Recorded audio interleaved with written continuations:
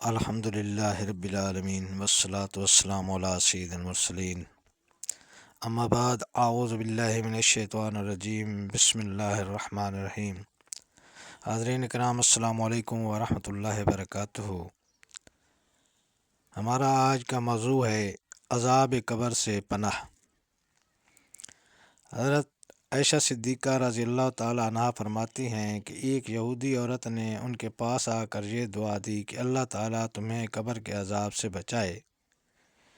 جب حضرت صلی اللہ علیہ وسلم گھر تشریف لائے تو میں نے آپ سے عذاب قبر کے متعلق سوال کیا تو آپ نے ارشاد فرمایا، نعم عذاب القبر حق، جی ہاں قبر کا عذاب برحق ہے۔ حضرت عائشہ رضی اللہ تعالیٰ عنہ فرماتی ہیں کہ اس کے بعد آپ صلی اللہ علیہ وسلم جب بھی نماز پڑھتے تو اس کے بعد قبر کے عذاب سے پناہ مانگتے تھے۔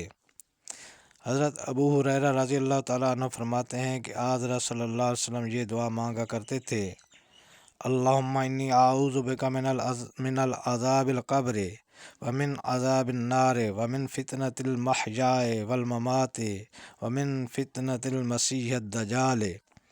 اے اللہ، میں قبر کے عذاب سے پناہ چاہتا ہوں اور جہنم کے عذاب سے بھی، اور زندگی اور موت کے فتنہ سے اور دجال کے فتنہ سے بھی پناہ چاہتا ہوں۔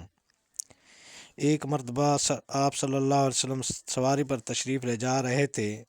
راستہ میں آپ کا گزر مشرکین کی چند قبروں پر ہوا تو آپ نے ارشاد فرمایا، ان هذه الامة تبتلى في قبورها فلولا ان لا تدافنوا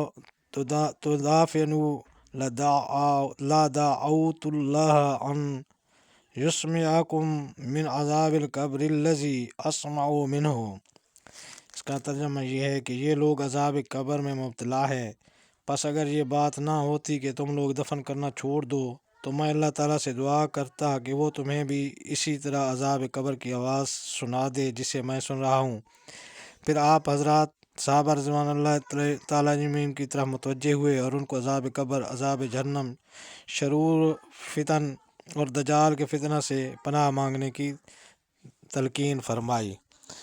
تو یہ تھی حضرات عذاب قبر سے پناہ مانگنے کے حوالے سے کچھ باتیں۔ اللہ تعالیٰ آپ کو اپنے حفظ و امان میں رکھے۔ السلام علیکم ورحمۃ اللہ وبرکاتہ۔